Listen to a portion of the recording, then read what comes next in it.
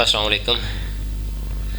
हालिया दिनों में जिस तरह महंगाई के ख़िलाफ़ और ख़ासकर बिजली के बिलों के ख़िलाफ़ एहतजाज हो रहा है, काश इसी तरह अगर इससे पहले आम महंगाई जो ज़रूरियात ज़िंदगी हैं उससे मतलब महंगाई में भी इतना इसी तरह एहतजाज अवाम आते एहतजाज के लिए और अपना एहतजाज रिकॉर्ड करवाते तो शायद इसमें कुछ बेहतरी होती, या अगर बेहतरी ना भी होती तो वो शायद किसी हद तक वो महंगाई एक जगह पे ताजर उसको रोक लेते या रोकने की कोशिश करते, या हुकूमती सतह पर भी कोशिशें होती हैं। जिस तरह आज बिलों के मामले में निगरान वज़ीर आज़म ने जो इजलास बुलाया और उस पे गौर व फिक्र करना है या उसमें और क्या कर सकते हैं, क्योंकि इन लोगों ने IMF के साथ जो मुआहदे किए हैं उसमें तो ये शराइत शामिल हैं कि बिजली का टैरिफ किस किस हद तक और किस किस तरह बढ़ाना है।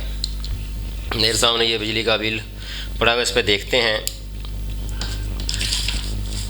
कि कौन कौन से टैक्सेस हैं और आप देख के हैरान हो जाएंगे। आपने मज़ीद देखे भी होंगे, लेकिन इसको सिर्फ एक आप जस्ट दोबारा आपके गोशगुजार करना है कि इसको डटाई कहें, जुल्म ज़्यादती कहें, बेशर्मी कहें, क्या कहें, इसको अल्फाज भी नहीं इसके लिए तो कोई मक़ूल मिल रहे। एक तो बिजली की कीमत है, समझ आती है। उसके बाद चलो PTV का ये तो अब चंद साल हो गए हैं इसको लगे हुए, वो भी आवाम इसके यूज़ टू हो गए हैं, ये भी समझ आती है। लेकिन ये जो टैक्सेस का मामला है, जनरल सेल्स टैक्स GST, और GST के बाद इनकम टैक्स, फिर आ जाता है एक्स्ट्रा टैक्स, फिर आ जाता है फर्दर टैक्स। अब इन टैक्सेस की समझ नहीं आती कि ये कौन से टैक्सेस हैं। चले इनकम टैक्स की भी समझ आ जाती है कि जो पाकिस्तान में बहुत से ऐसे लोग हैं जो जिनकी इनकम पाकिस्तान के रियासत के मुकर्रर करदा हदूद से तजावज़ करती है, लेकिन वो टैक्स नहीं देते, तो चलो वो भी यहाँ डाल लेते हैं। उसकी समझ आती है कि ये इनकम टैक्स है क्या। मगर ये जो एक्स्ट्रा टैक्स, फिर फर्दर टैक्स, उसके बाद extra sales tax, FC surcharge, ये किस मद में लिया जाता है। अच्छा जी, फ्यूल प्राइस एडजस्टमेंट जो है वो भी चले समझ आ गई कि आपने वो कीमतें बढ़ी पिछले महीनों में तो आपने उसकी एडजस्टमेंट के लिए कोई कीमतें डाल दी। लेकिन एक इसमें है जो फ्यूल प्राइस एडजस्टमेंट है उस पर टैक्स भी है। एक कीमत तो है जो आपकी फ्यूल प्राइस एडजस्टमेंट है, फिर उस जो एडजस्टमेंट प्राइस है उसके ऊपर टैक्स है, वो अलहदा है। यानी टैक्सेस की इतनी भरमार, ये एक मुस्बत इशारिया है पाकिस्तानी अवाम की तरफ कि उन्होंने आवाज़ उठाई है कि कम से कम जिनको आप मुफ्त बिजली देते हैं 200-200 यूनिट, 300-300 यूनिट, 500-500 यूनिट, कम से कम को वो ख़त्म करें। और गरीबों पर बोझ डालने के लिए जो हुक्मरान तबका है, वो अशराफिया है, वो अपने लल्ले तल्ले ख़त्म करें।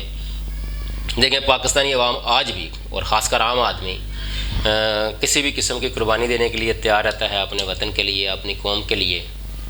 मगर जब देखते हैं अपने हुक्मरान तबके को, उनकी याशियों को, तो फिर समझ आती है कि इनको पाकिस्तान से लेना देना कौन नहीं। कल भी पाकिस्तान का आम आदमी, एक वर्कर क्लास, वही वारिस था और आइंदा भी वही वारिस बनेगा।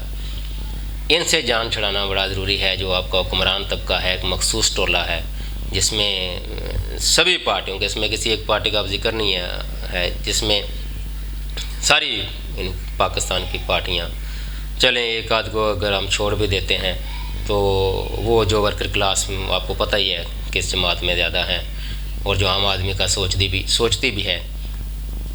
तो तब तक ये जान नहीं छूटेगी जब तक आम आदमी से लीडरशिप ऊपर ना आए या आम आदमी सियासत में बढ़ चढ़ कर हिस्सा ना ले, क्योंकि वो आम आदमी के मसाइल ही समझता है। अशराफिया को आम लोगों के वसाइल से कुछ लेना देना नहीं है। इतनी सब कुछ होने के बावजूद आखिर में जो कल परसों से खबर है कि वो 20 अरब की जो असिस्टेंट कमिश्नर जो ब्यूरोक्रेसी के लिए गाड़ियाँ खरीदी गई हैं, तो जब ऐसी खबरें आती हैं तो ये ज़ख्मों पर नमक छिड़कने वाली बात होती है कि एक तरफ अवाम मर रहे हैं, ख़ुदकुशियाँ कर रहे हैं, और दूसरी तरफ हुक्मरान तबका अपनी याशियों को ख़त्म करने का नाम नहीं ले रहा। अब अवाम को कम से कम इस एक बात पे इकट्ठा ज़रूर होना चाहिए कि इनकी जो याशियाँ हैं वो ख़त्म करें। हमारी तरह आम आदमी की तरह जितनी ये तनख्वाहें लेते हैं उस पर गुजारा करें। इनके एक्स्ट्रा जो लले तलले हैं वो रियासत पे बोझ नहीं होना चाहिए। तक के लिए इतना ही। अल्लाह हाफ़िज़।